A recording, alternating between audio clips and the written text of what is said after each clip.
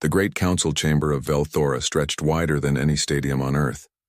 Thousands of beings from across the galaxy filled the floating platforms that circled the central speaking stage. Some had scales, others had fur, and many had features that defied easy description. They represented the Galactic Empire, a civilization that had ruled the stars for over 10,000 years. Ambassador Krell stood at the center platform, his forearms clasped together in the traditional gesture of serious concern. His gray skin looked pale under the bright lights, and his large black eyes scanned the crowd nervously. He had traveled for 3 months to reach this place, carrying information he believed could change the future of the entire galaxy. "Honored council members," Krell began, his voice amplified across the massive chamber. "I come before you today to discuss a newly discovered species on a planet they call Earth. This species calls themselves humans, and I believe they represent a significant future threat to our empire." A wave of amused chittering and low growls rippled through the audience. Several council members exchanged glances that clearly said they thought Krell was wasting their time. "These creatures are primitive," Krell continued, bringing up a holographic display that showed images of Earth. The blue and green planet rotated slowly in the air above him. "They have not yet achieved faster-than-light travel. They have barely left their homeworld, but I have studied them for 5 years, and what I have learned disturbs me greatly."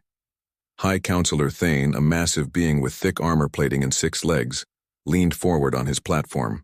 "Ambassador Krell, this council oversees 50,000 star systems.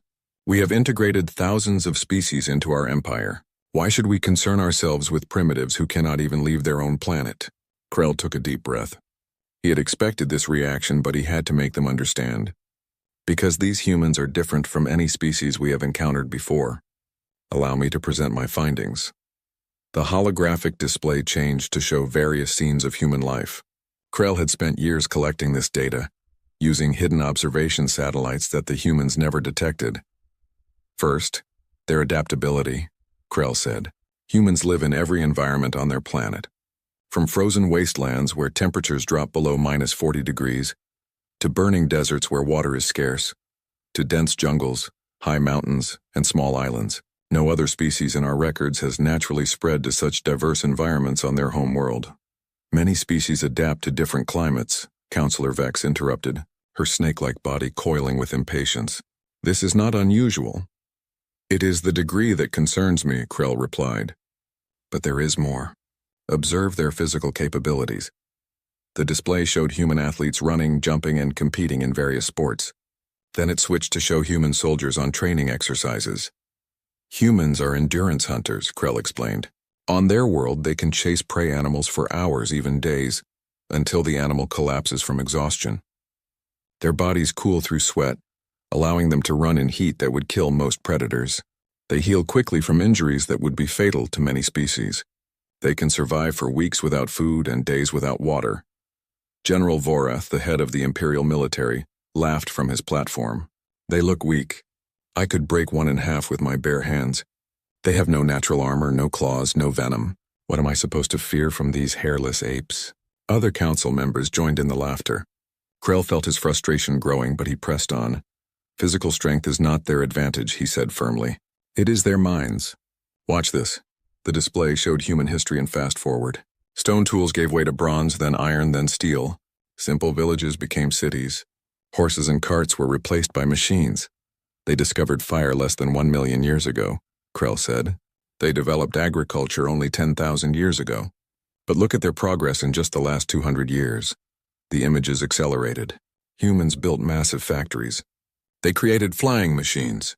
They split the atom and harnessed its power. They sent ships to their moon. They built computers and global communication networks. From first-powered flight to nuclear weapons in 42 years, Krell stated, letting that fact sink in. From first spaceflight to landing on their moon in 12 years. Their rate of technological advancement is unprecedented in galactic history. The chamber grew quieter. A few council members leaned forward with interest. "But technology alone is not what concerns me most," Krell continued. "It is their nature. Humans are pack-bonding species. They form deep emotional attachments not just to their own kind, but to other species, even to inanimate objects. They name their ships and machines. They adopt predators from their world as companions and call them pets. This makes them sound harmless," Counselor Thane observed. "No," Krell said sharply. It makes them dangerous. Because humans extend this bonding to ideas. They bond to concepts like freedom, justice, and loyalty. And they will die for these concepts. New images appeared. Human warriors throughout history.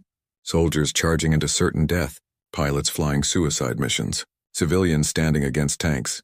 Humans have fought wars continuously throughout their recorded history, Krell explained. They have never had true global peace. But observe what they fight for. Sometimes resources, yes. Sometimes territory. But often they fight for ideas. For religion. For political systems. For the freedom of people they have never met. They fight each other, General Vorath noted. This shows they are divided weak. It shows they are passionate, Krell countered. And when united against a common enemy, they become unstoppable. Study their history. Time and again, when faced with extinction, they fight harder. When told to surrender, they refuse. When given impossible odds, they try anyway. The display showed more scenes. The last stands of human armies. Scientists working through the night. Rescue workers running toward danger instead of away from it. They have a saying, Krell said quietly. Rage against the dying of the light. It means to fight even when defeat is certain. To struggle against the inevitable. This is not rational behavior. This is not how most species think, but it is how humans think. You are being dramatic, Ambassador, High Counselor Thane said dismissively. These creatures are confined to one planet. They do not even have fusion power yet. By the time they reach the stars, our empire will be even stronger. If they cause problems, we will simply subjugate them as we have countless others. That is my fear, Krell said urgently. If we approach them as conquerors, if we try to dominate them, they will resist. And their resistance will be unlike anything we have faced. They will not accept subjugation. They will fight total war. They will use every resource, sacrifice everything, and they will never ever surrender.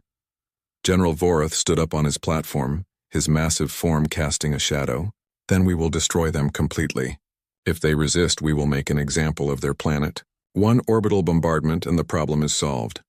And that, Krell said sadly, would be genocide. Is that what our empire has become? Do we destroy species because they might be difficult to control? The chamber erupted in arguments. Some supported Krell's concerns. Most dismissed them. The debate raged for hours, but in the end, the vote was clear. Ambassador Krell, High Counselor Thane announced, your warning is noted and will be entered into the Imperial Archives. However, this council sees no immediate threat from the humans. We will continue to monitor them, but no action will be taken at this time. This species is simply too primitive to warrant our concern. Krell bowed, accepting the decision even though his heart felt heavy. He had done his duty. He had warned them. But he knew with terrible certainty that they had made a mistake. As he left the council chamber, Krell paused at the door and looked back at the thousands of council members already moving on to other business. He whispered to himself, I hope I am wrong. For all our sakes, I hope I'm wrong. But Ambassador Krell was not wrong. He was simply 75 years too early. And by the time the Galactic Empire realized he had been right all along, it would be far too late to avoid the storm that was coming. The warning was filed in the archives, stored in digital memory alongside millions of other reports. It sat there unread and forgotten while on a distant blue planet, humanity continued to grow, to learn, and to reach for the stars. Captain Sarah Chen stood on the bridge of the UESS Pathfinder, watching the strange ships through the main viewing screen. They were enormous, each one at least 3 times the size of her colony vessel. Their hulls gleamed with an odd metallic sheen that seemed to shift colors in the light of the nearby star. Are they responding to our hails? Sarah asked her communications officer. Yes, Captain, Lieutenant Park replied, adjusting his headset. They're transmitting on multiple frequencies. The computer is working on translation now. Sarah took a deep breath. This was it. First contact with alien life. Humanity had dreamed of this moment for centuries. They had sent out colony ships to explore and settle new worlds, always wondering if they were alone in the universe. Now they had their answer. The colony ship Pathfinder had been heading to establish a settlement on the 4th planet of the Kepler system when they detected the massive mining operation. Hundreds of smaller craft moved between asteroids, extracting minerals with technology that looked decades ahead of anything humans possessed. Translation coming through now. Captain, Park announced. A harsh clicking voice filled the bridge. The computer struggled to convert it into English. Unknown vessel.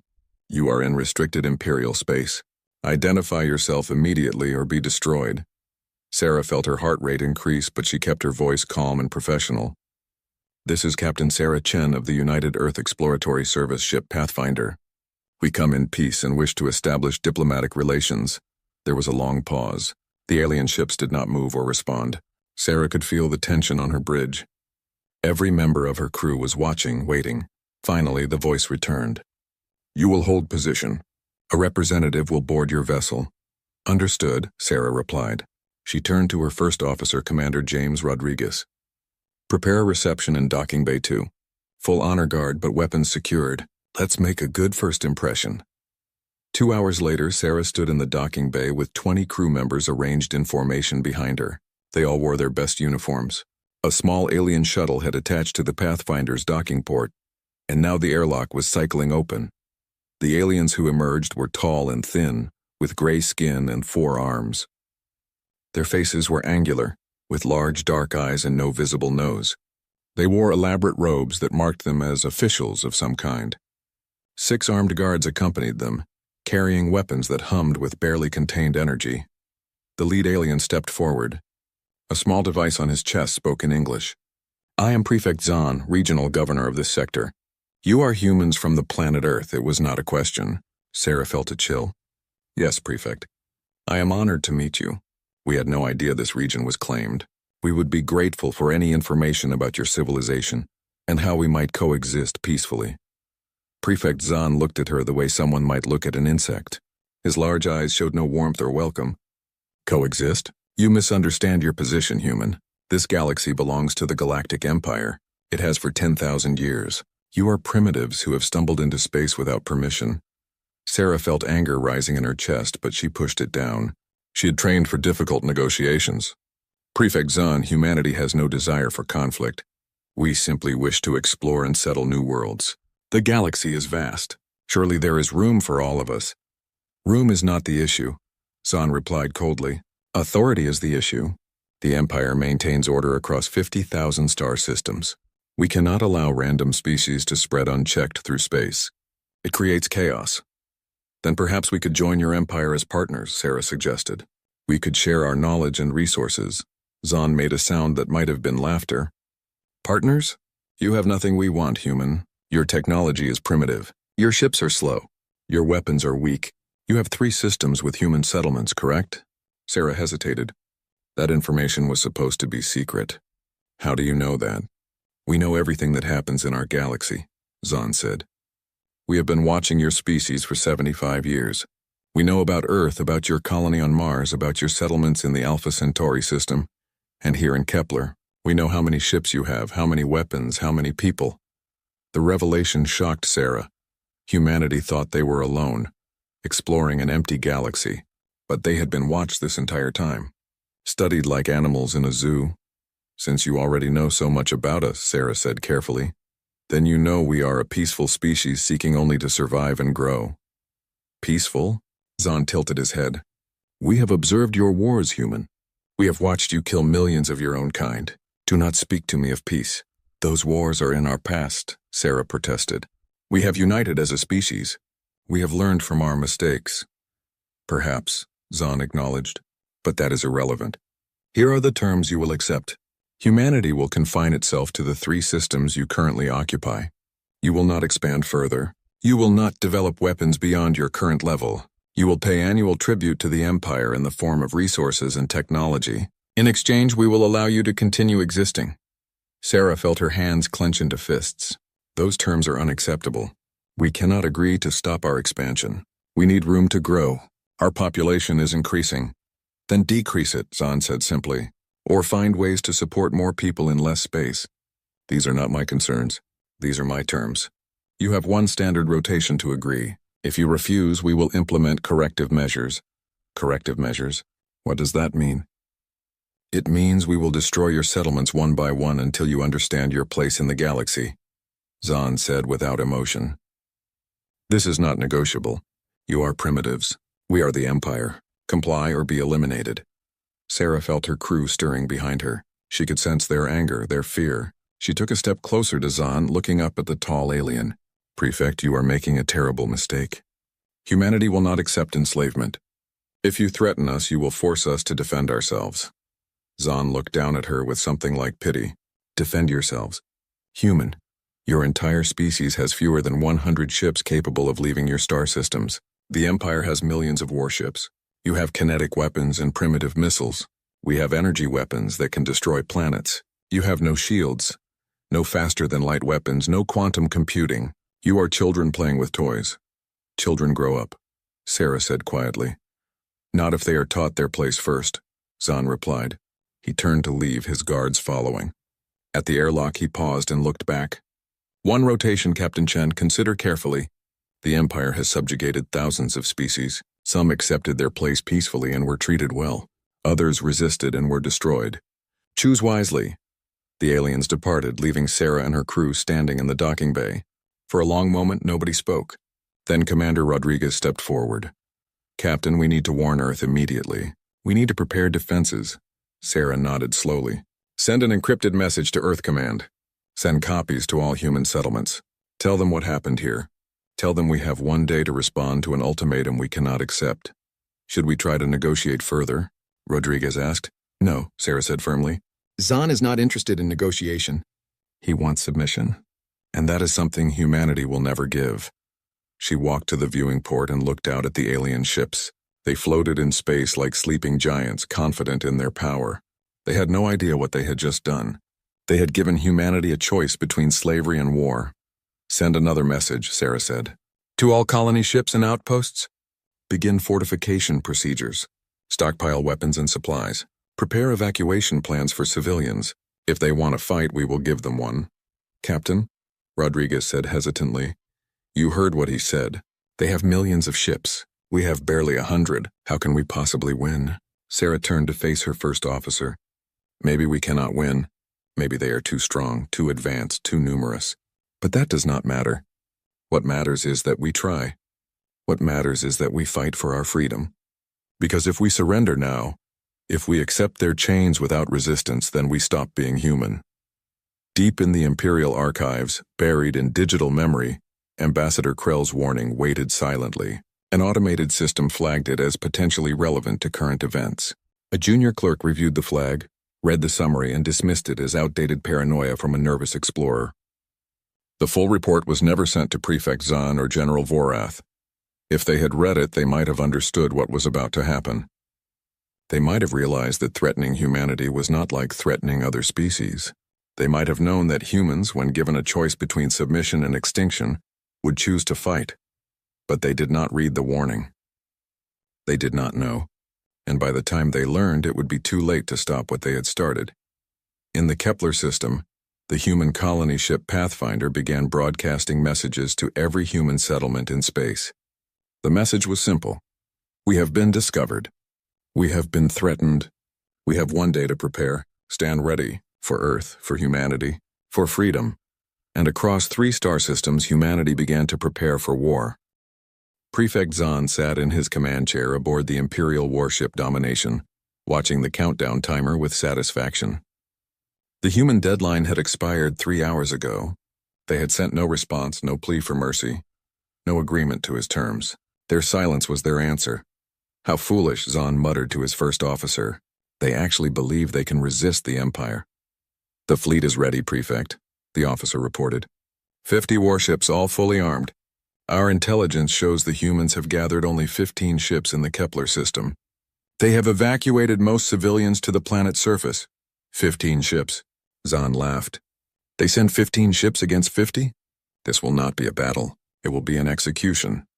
The fleet advanced toward the human colony. Through the viewing screens, Zahn could see the human vessels arranged in a defensive formation near the 4th planet. They were crude things, built for transport and mining rather than war. The humans had welded weapons to the hulls, added armor plating, and covered them with makeshift shields. It looked desperate and pathetic. Broadcast on all frequencies, Zahn ordered. Tell them they have one final chance to surrender. The communication went out. Zahn waited, expecting the humans to see sense now that they faced overwhelming force. But the response that came back surprised him. This is Captain Sarah Chen of the UESS Pathfinder. We reject your terms. We reject your authority. We will defend our people and our freedom with our last breath. If you want our submission, you will have to take it by force.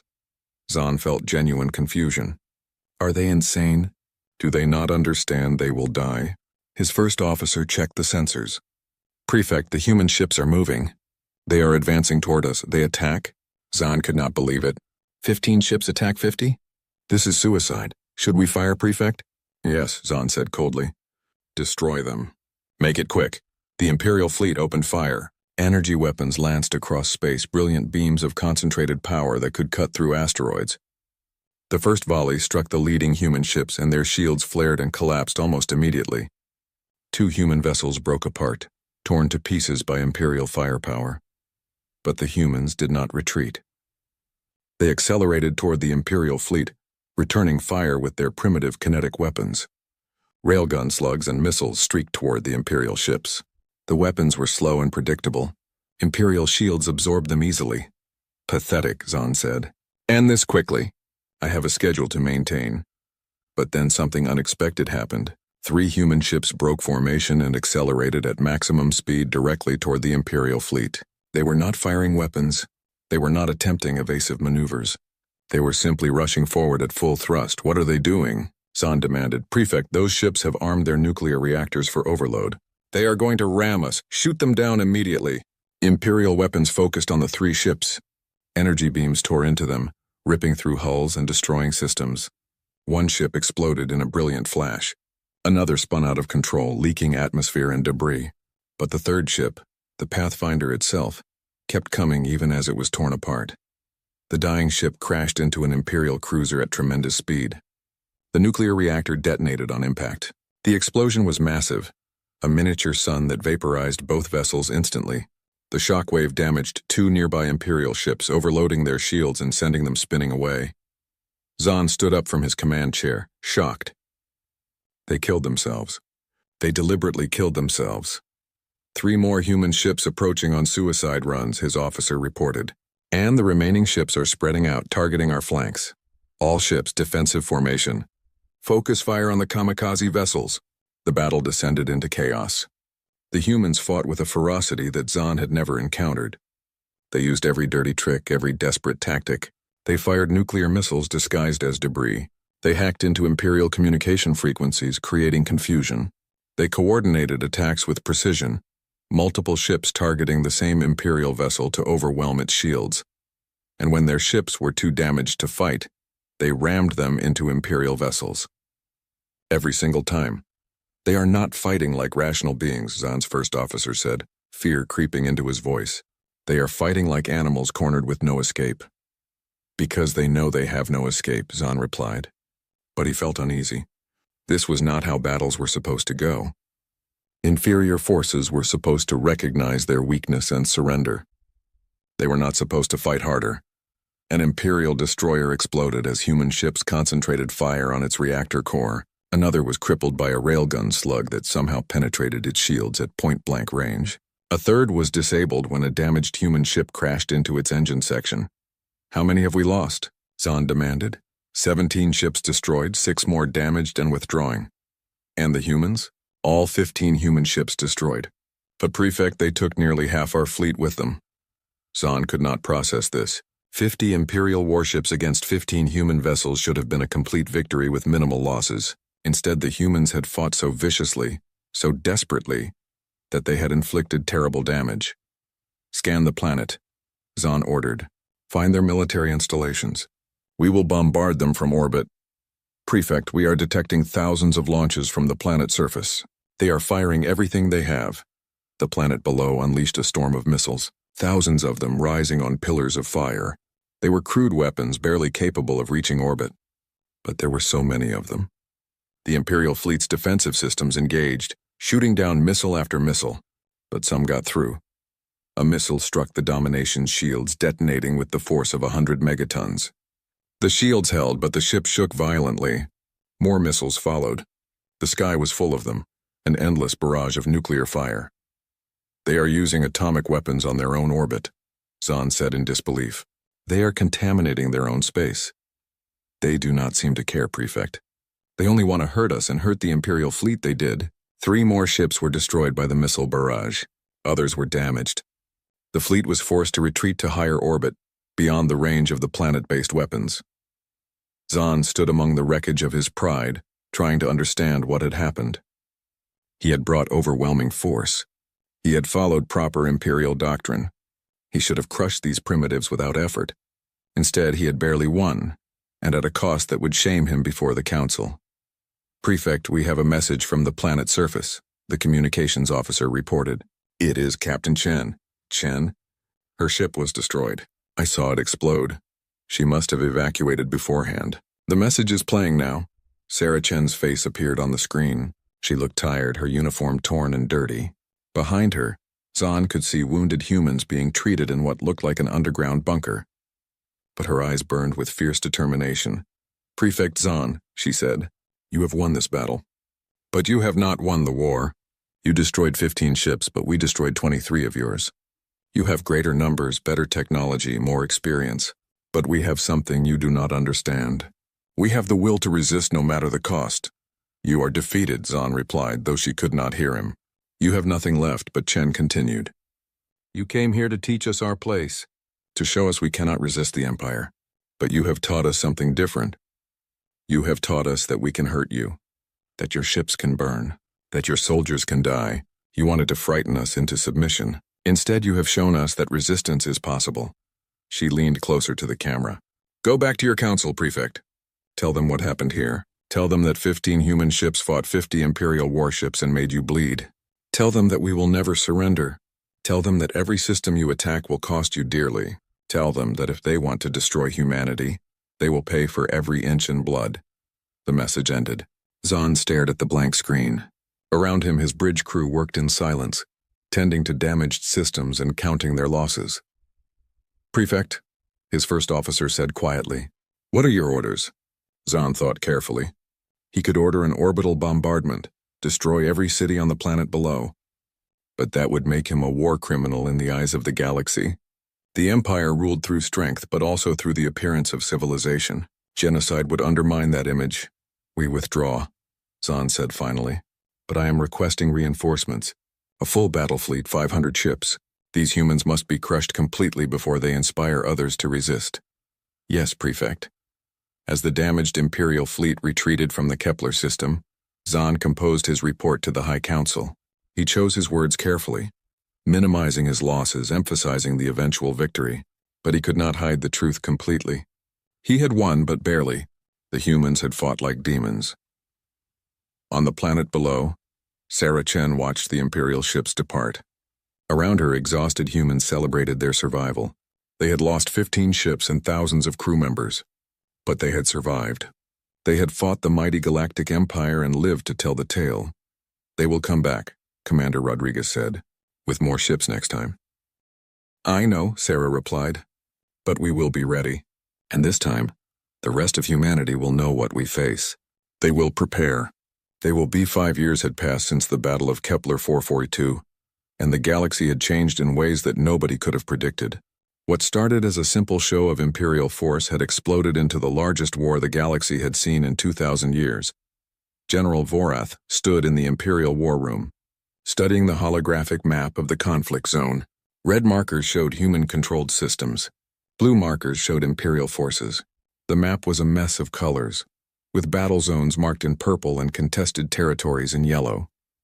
It looked nothing like the clean, organized conquest the Empire usually conducted. "Report," Vorath ordered his staff. Admiral Kelrin stepped forward, his 6 legs clicking on the metal floor. "General, we have committed over 12,000 warships to the human conflict. We control the majority of territory and have destroyed approximately 3,000 human vessels. By all conventional measurements, we are winning. And yet the humans continue to fight," Vorath said grimly. "Why?" "They are irrational, General. They take losses that would force any other species to surrender, and they simply build more ships. They train more soldiers. They adapt and continue fighting." Vorath turned to face his admiral. "They are not irrational. They are desperate, and desperation makes them dangerous. What is our current loss count?" Kelrin hesitated. 4,200 ships destroyed, another 1,600 damaged beyond immediate repair. The number hung in the air like a death sentence. The Empire had never lost so many ships in a single conflict. They had the resources to replace them, but the psychological impact was devastating. The mighty Imperial fleet, undefeated for millennia, was bleeding. How are they doing this? Vorath demanded. They are primitives. Their technology is inferior. Their ships are smaller and weaker. Every engagement should be a victory for us. They do not fight like we do, Kelrin explained. They do not follow the rules of civilized warfare. They use tactics we consider dishonorable or insane. Suicide attacks, false surrenders, civilian ships loaded with bombs, asteroid weapons, biological agents, and something new they call guerrilla warfare. Vorath had read the reports about human guerrilla tactics. Small teams of human soldiers infiltrating Imperial-controlled stations. They sabotaged equipment, assassinated officers, destroyed supply depots, and disappeared before Imperial forces could respond. They fought dirty, using every trick and deception available. Show me the latest incident, Vorath said. The holographic display changed to show security footage from an Imperial supply base. Everything appeared normal until the video showed a massive explosion that destroyed the entire facility. Thousands of tons of weapons, ammunition, and fuel vanished in seconds. The base had a full security detail, Kelrin explained. Shields, sensors, regular patrols, but somehow a team of 6 humans infiltrated over the course of 3 weeks. They lived inside the ventilation systems, moving at night, planting explosives throughout the structure. When they detonated their charges, they destroyed supplies meant to support a battle fleet for 6 months. And the human team. They died in the explosion. They knew it was a suicide mission. Vorath shook his head. This is what I do not understand. Why do they sacrifice themselves so willingly? What drives them to throw their lives away? A new voice spoke from the doorway. Because they believe in something greater than themselves. Vorath turned to see Ambassador Krell entering the war room. The old explorer looked even more tired than Vorath remembered. His gray skin was pale, and his forearms trembled slightly with age. Ambassador, Vorath acknowledged. You requested this meeting. I assume you have something important to share. I do, Krell replied. I have been studying the humans since this war began. I have watched their broadcasts, intercepted their communications, analyzed their behavior. I finally understand them, General. And what I understand terrifies me. Explain. Krell moved to the holographic display and brought up images of human culture. Art, music, literature, and history. Humans are a young species, but they have a concept that few others possess to such a degree. They call it hope. They believe that the future can be better than the present, that they can change their circumstances through effort and sacrifice. Many species hope for better futures, Vorath said dismissively. Not like humans, Krell insisted. For them, hope is not passive. It is active. It is a weapon. When you tell a human something is impossible, they take it as a challenge. When you tell them they cannot win, they fight harder to prove you wrong. And when you threaten to destroy them, they unite in ways you cannot imagine. Krell changed the display to show human military production. Look at this. 5 years ago, humans had fewer than 100 ships capable of combat. Today, they have over 4,000. They have converted their entire civilization to war production. Factories that made consumer goods now make weapons. Scientists who studied medicine now design bombs. Children who should be in schools are learning to fight. That cannot be sustainable, Admiral Kelrin protested. They will exhaust their resources. That is what we thought, Krell said. But they keep finding new resources. They mine asteroids. They strip moons. They have even begun dismantling some of their own cities for metal, and their technology is improving at a frightening rate. The display showed captured human weapons. 5 years ago, their railguns could barely penetrate our shields. Now they have learned to modulate frequencies to match our shield harmonics. They have reverse-engineered our energy weapons. They have developed their own shield technology, primitive but effective. Vorath studied the weapons carefully. They are learning from us. Faster than any species we have ever encountered, Krell confirmed. Every battle teaches them. Every captured ship is studied and copied. They adapt within months what should take decades. And they are starting to innovate beyond mere copying. Krell brought up a new image showing a strange device. This is what human scientists call quantum entanglement communication. It allows instant communication across any distance. We abandoned this technology centuries ago because it was too expensive and difficult to implement widely. But humans have made it work. Their fleets can now coordinate perfectly across multiple star systems simultaneously. The implications struck Vorath immediately. That negates our numerical advantage. If they can coordinate their forces instantly, they can respond to our movements in real time. Exactly, Krell said. They are no longer fighting blind. They know where every Imperial fleet is located. They strike our supply lines, our mining operations, our isolated outposts. They avoid direct confrontation unless they have an advantage, and they retreat before we can bring our full strength to bear. Admiral Kelran made a frustrated sound. This is not proper warfare. This is cowardice. No, Vorath said quietly. This is asymmetric warfare. They are weaker, so they change the rules. They cannot win a direct fight, so they avoid direct fights. And every day we chase them. Every ship we lose to their ambushes, we grow weaker while they grow stronger. There is something else, Krell said grimly. The humans are broadcasting their resistance across the galaxy. They are inspiring other species. The display showed news from across the Empire, small rebellions on a dozen worlds. Species that had been peacefully integrated for centuries suddenly demanding independence. Protests, riots, and in some cases open warfare. They are using a human concept called propaganda, Krell explained. They tell stories about their victories, about standing up to impossible odds, about freedom and self-determination. And these stories spread like fire. Every species that has ever resented Imperial rule is watching the humans and thinking maybe they can resist too. Vorath felt something cold settling in his chest. This was not just a military problem anymore. This was an existential threat to the Empire itself. If other species began fighting like the humans, if rebellion spread across the galaxy, the Empire would collapse under the weight of constant warfare. What do you recommend? Vorath asked. Krell was silent for a long moment. I recommend we negotiate peace. Peace. Admiral Kelran was outraged. We do not negotiate with primitives. We have more ships, more resources, more territory. We can still win this war, can we? Krell challenged. At what cost? How many more ships will we lose? How many more rebellions will spark? How many more years will we spend chasing human fleets across the galaxy, while our own systems burn? The Council will never accept peace, Vorath said. Not after losing so many ships. They will see it as weakness. Then they are fools, Krell said bluntly. I tried to warn the Council 75 years ago. I told them that humans were dangerous. I told them that if we made them our enemy, we would regret it. They laughed at me. They called me paranoid. And now look at us. Vorath pulled up the old report that Krell had filed decades ago. He had read it many times in the past 5 years. Every prediction had come true. The adaptability, the desperation, the willingness to fight total war, it was all there.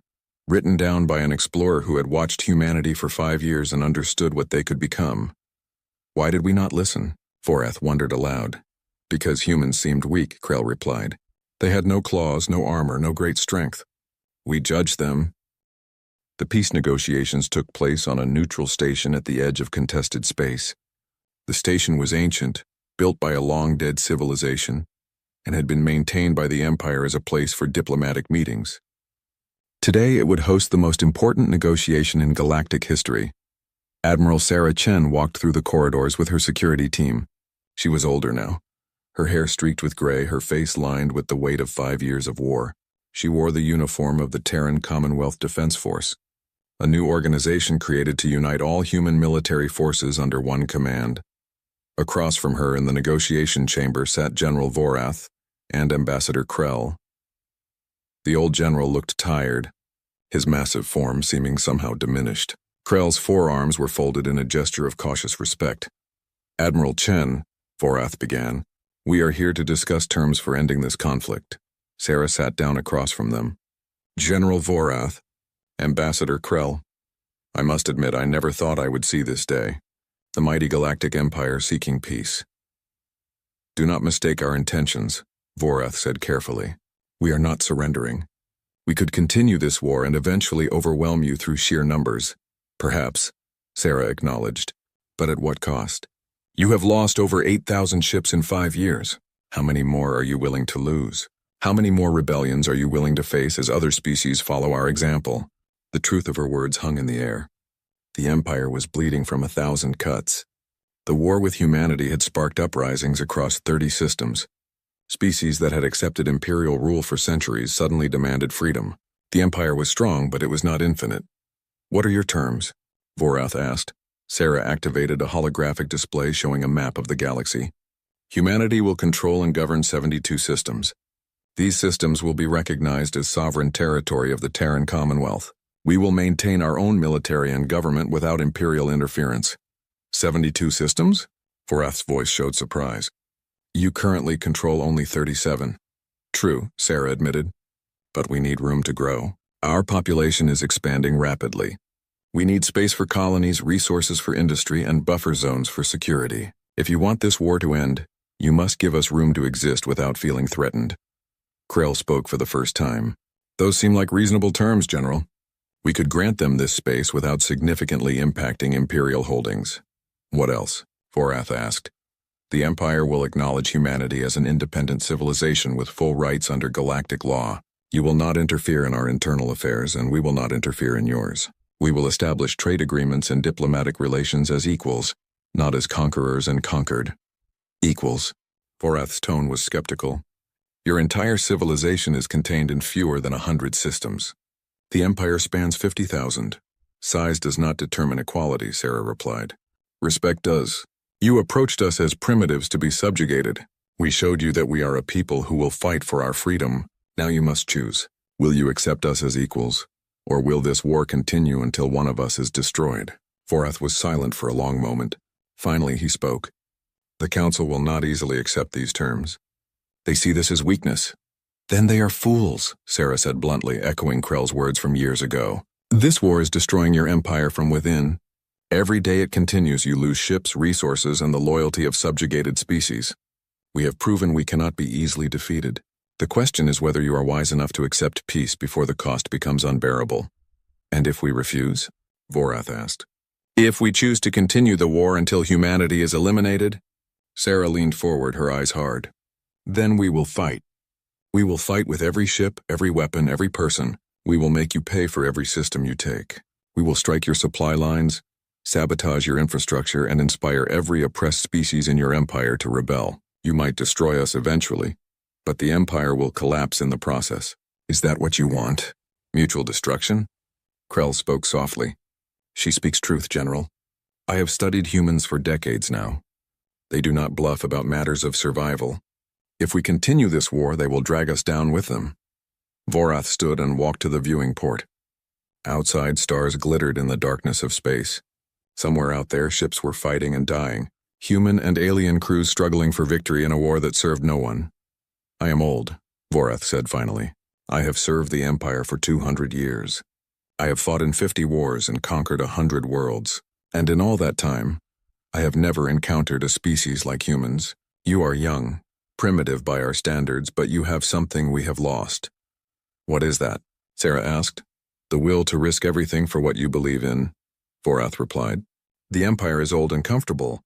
We fight to maintain what we have, not to create something new. But humans fight for ideas, for freedom, for dignity, for the right to determine your own future, and that makes you more dangerous than all our weapons. He turned back to face Sarah. I will recommend to the High Council that we accept your terms. I cannot guarantee they will agree, but I will argue that peace is in the Empire's best interest. Not because we fear defeat, but because continuing this war will destroy us both. That is all I can ask, Sarah said. The negotiations continued for 3 more days. Details were debated, boundaries were drawn, and protocols were established. Finally, the Treaty of Neutral Station was signed. The war was over. The news spread across the galaxy like wildfire. Humanity had fought the Galactic Empire to a standstill and won independence. It was unprecedented. It was impossible. It was real. On Earth, people celebrated in the streets. 5 years of war, 5 years of sacrifice had finally ended. They had lost millions of lives, but they had won their freedom.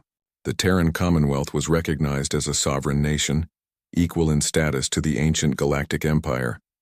But not everyone was celebrating. On dozens of worlds, other species watched the human victory with growing hope. If humans could resist the Empire, perhaps they could too. The rebellions that had started during the war began to intensify. Species after species demanded the same rights humanity had won. The Empire tried to maintain control, but the damage was done. The myth of imperial invincibility had been shattered. Within a generation, the Empire began to fracture. Some species negotiated independence peacefully, learning from the human example. Others fought for their freedom. The galaxy transformed from a unified empire into a collection of independent nations. 25 years after the Treaty of Neutral Station, the Galactic Empire officially dissolved. In its place arose the Galactic Federation, a voluntary association of sovereign species that worked together for mutual benefit, rather than being ruled by fear and force. Admiral Sarah Chen, now retired and living on Earth, watched the news of the Empire's dissolution with mixed feelings. She had not wanted to destroy the Empire. She had only wanted freedom for her people. But in fighting for that freedom, she had inspired a galactic revolution. A message arrived from Velthora, the former Imperial capital. It was from Ambassador Krell, now serving as the Federation's first Secretary of Unity. Admiral Chen, the message began. I thought you should know that we have erected a monument in the old council chambers, where I first warned about humanity 75 years ago. It displays my original report preserved in crystal, along with an inscription. To ignore wisdom is costly. To ignore it twice is fatal. Many species blamed humans for the Empire's fall. They said you destroyed galactic stability. But I know the truth. The Empire destroyed itself through arrogance and refusal to adapt. You simply accelerated a process that was inevitable. Your species taught the galaxy an important lesson. That strength does not come only from military might or technological superiority. True strength comes from the will to stand up for what you believe in, even against impossible odds. That lesson transformed the galaxy. I am an old being now, nearing the end of my life. But I am grateful I lived to see this transformation. The galaxy is messier now, less orderly than it was under the Empire, but it is also more free, more dynamic, more alive. That is humanity's gift to us all. Thank you, Admiral. Thank you for proving an old explorer right, even though the cost was terrible. The galaxy is better because humanity refused to surrender. Sarah sat in her garden on Earth, reading the message as the sun set over the mountains. Her granddaughter, also named Sarah, sat beside her. The young woman wore the uniform of the Terran Commonwealth Diplomatic Corps. She would be leaving soon for her first assignment on an alien world. Grandmother, young Sarah asked, do you regret the war? All the lives lost, all the destruction? The old admiral was quiet for a long moment. I regret every life lost, human and alien. War is always terrible, but I do not regret standing up for our freedom. If we had surrendered to Prefect Zahn's ultimatum all those years ago, humanity would be slaves. Instead, we are free. And because we fought for our freedom, hundreds of other species are free as well. Was it worth it?